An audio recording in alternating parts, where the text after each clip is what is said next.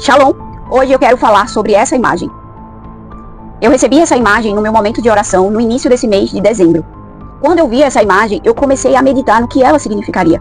E eu perguntei ao Senhor o que Ele queria falar.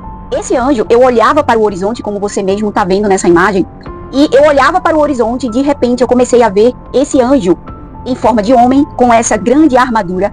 Ele tinha em torno de 2 a 3 metros de altura e ele carregava consigo uma espada muito grande. E esse anjo, ele começava a bater essa arma no chão, essa espada no chão, e ele cravejava com muita força.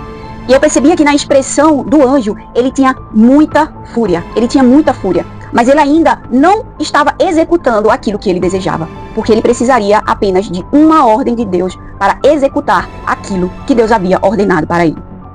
Depois eu perguntei ao Senhor mais uma vez o que significava. Na hora o Senhor não me deu entendimento, mas como eu estou meditando no livro de Ezequiel, quando eu passo pelo capítulo 9, eu começo a entender a mensagem de Deus e a mensagem que ele desejava que eu viesse a passar. E em Ezequiel, no capítulo 9, aqui está a resposta dessa visão. E o título da mensagem é A Matança dos Idólatras. E olha o que o Senhor fala no capítulo 9.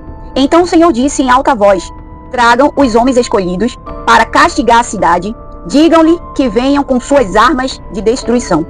Logo surgiram 6 homens, vindos da porta superior, voltada para o norte, e cada um tinha na mão uma arma mortal. Comecei a compreender, e na verdade Deus ele já vinha me falando sobre um julgamento. E se você olhar nesse contexto aqui de Ezequiel, era um julgamento iminente, não tinha como escapar, porque Deus já havia dado tempo demais para se arrepender. E aqui Deus, ele fala que ele vai retribuir a cada um conforme os seus pecados. E essa mensagem que eu trago aqui é exatamente sobre esse julgamento, que o Senhor já havia me dado uma mensagem sobre essa purificação que viria sobre o Brasil. Mas aqui eu quero falar por onde irá começar esse julgamento. Antes de falar, eu quero dizer que quando Deus ele julga, quando vem um julgamento divino sobre a terra, o intuito desse julgamento é sempre trazer arrependimento e restauração. Ou então aqueles que se rebelaram e se recusam a dar ouvidos ao Senhor, o Senhor vem como algo de intervir a maldade que está acontecendo no mundo. Eu escrevi aquilo que o Senhor ministrou ao meu coração, por onde irá começar esse julgamento. O tempo do julgamento chegou, pelos pecados cometidos, principalmente pelos líderes religiosos, homens e mulheres que foram chamados pelo Senhor, que experimentaram da glória e do poder de Deus, mas se desviaram do caminho, e têm profanado o templo do Senhor e têm zombado publicamente dele, têm entregue os seus corpos para o pecado e acham que o Senhor não os vê, e que ele não irá tomar uma providência.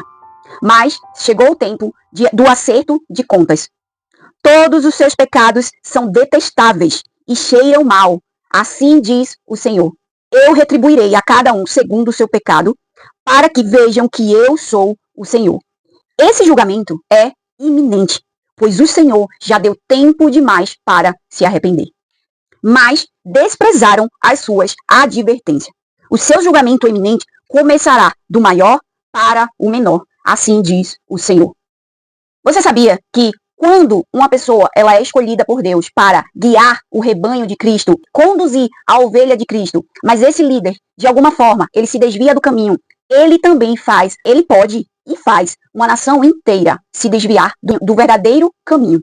Temos exemplos na Bíblia, quando o rei Davi, ele fez um censo, que é a contagem do povo, sem o consentimento de Deus.